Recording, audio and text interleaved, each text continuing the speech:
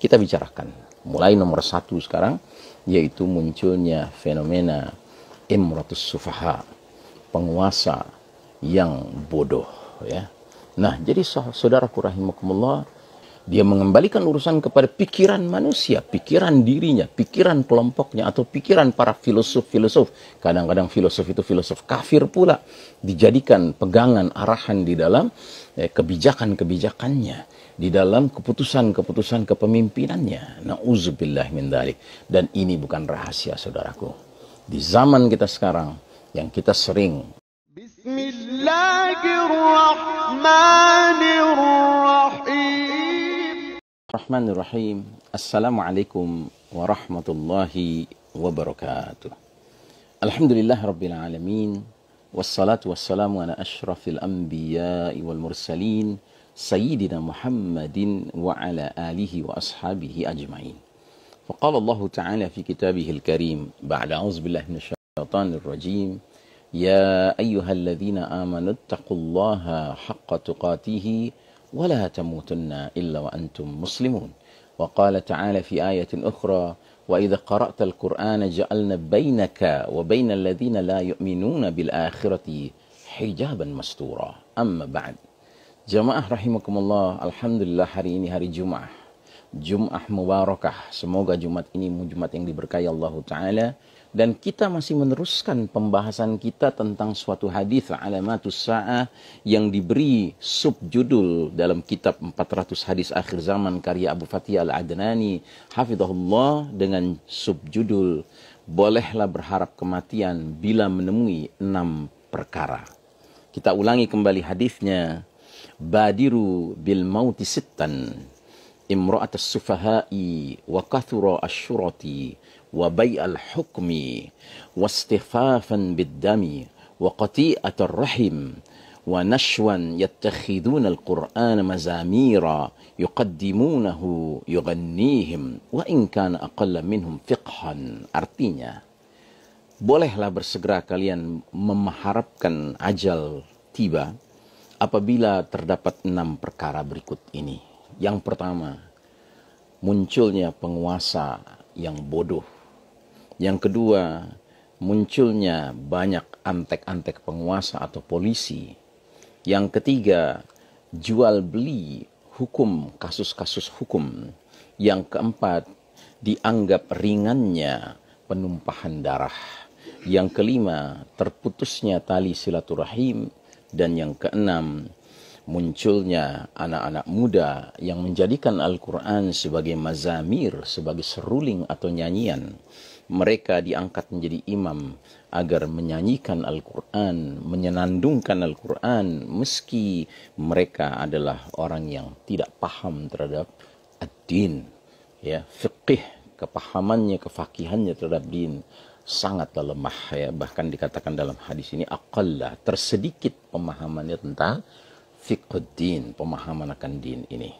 Jadi saudaraku rahimakumullah, kita sudah membahas pada pekan lalu bahwasanya hadis ini diawali dengan ucapan perawi hadis, yaitu Abis Al-Ghifari radhiyallahu an, yang berkata, ya Ta'un, ya akhidni, wahai Ta'un, ambillah aku.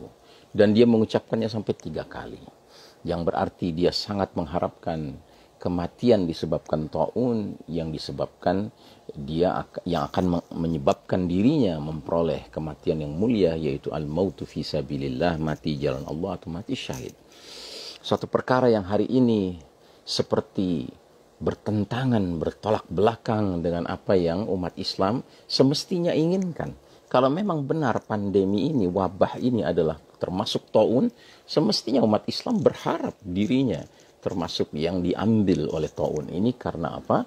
Karena ini peluang untuk mendapatkan kematian yang terbaik, husnu al-khatimah, bahkan al-mautu fi sabilillah, asyhadatu fi sabilillah, mati syahid di jalan Allah Ta'ala. Nah, sekarang kita masuk kepada poin-poin yang 6. Jadi uniknya Abis Al-Ghifari ketika dikomentari oleh Ulaim Al-Kindi, bahwasanya enggak boleh seseorang itu mengharapkan kematian, sebab Nabi mengatakan demikian, la tatmannu al-maut, janganlah kalian berharap kematian.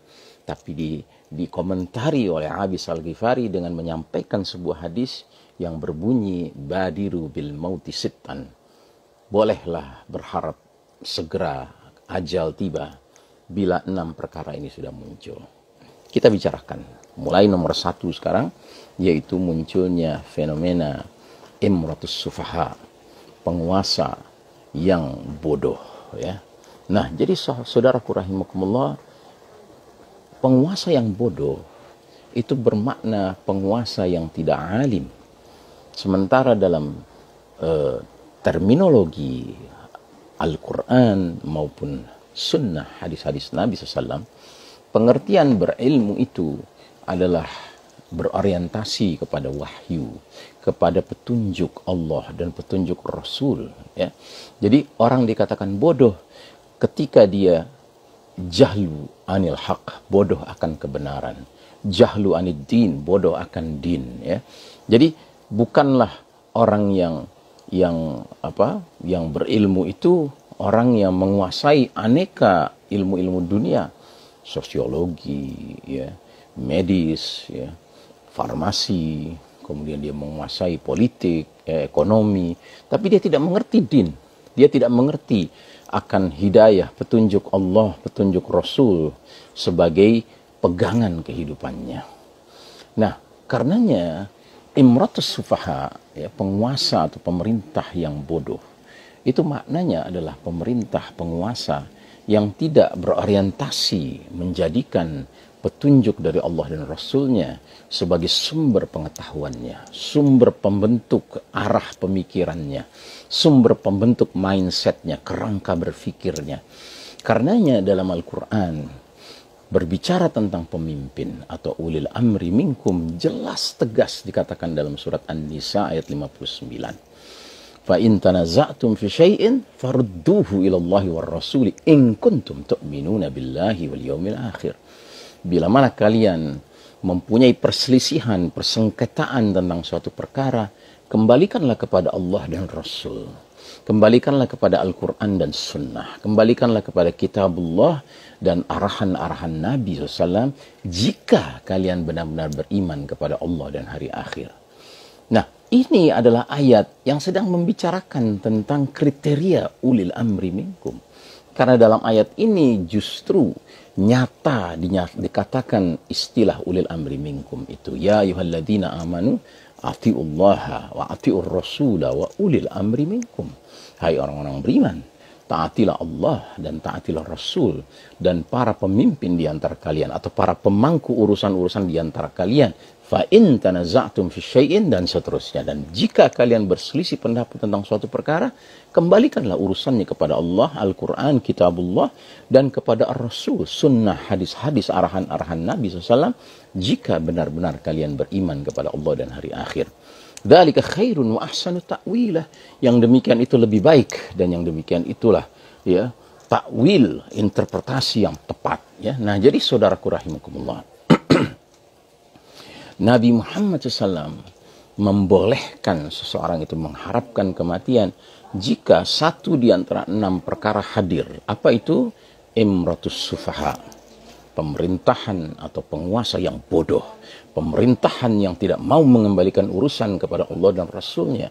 Dia mengembalikan urusan kepada pikiran manusia, pikiran dirinya, pikiran kelompoknya, atau pikiran para filosof-filosof. Kadang-kadang filosof itu filosof kafir pula, dijadikan pegangan arahan di dalam kebijakan-kebijakannya, di dalam keputusan-keputusan kepemimpinannya. Na'udzubillah min dzalik. Dan ini bukan rahasia, saudaraku. Di zaman kita sekarang, yang kita sering bahas di dalam berbagai pembahasan kita mengenai, ya, ma'rifatuz zaman, kita ini sedang berada di babak yang paling kelam dalam sejarah umat Islam. Babak yang kata Nabi Muhammad SAW adalah babak mulkan jabriyatan, para penguasa yang memaksakan kehendak mereka. Kalau dikatakan memaksakan kehendak mereka, berarti mereka mengabaikan kehendak Allah dan Rasulnya. Kalau dikatakan demikian, berarti mereka adalah pemimpin-pemimpin, penguasa-penguasa pemerintahan yang bodoh. Karena mereka tidak mau mengembalikan urusan kepada sumber ilmu Allah subhanahu wa ta'ala, kepada sumber petunjuk, yaitu Nabi Muhammad SAW. Tapi mereka menjadikan selain Allah dan Rasulnya sebagai pegangan di dalam memimpin masyarakatnya, memimpin negaranya. Karenanya saudaraku rahimakumullah, bicara tentang hal pertama ini, realitas menunjukkan sudah waktunya, sudah hadir saat ini syarat pertama seseorang boleh berharap kematian. Saudaraku rahimakumullah, semoga Allah Ta'ala lindungi kita dalam iman, dalam Islam, dalam takwa, sekalipun kita ditakdirkan hidup di era penuh fitnah di akhir zaman ini. Wassallallahu ala nabiyyina Muhammadin wa ala alihi wa ashabihi ajma'in. Wassalamualaikum warahmatullahi wabarakatuh. يا صل وسلم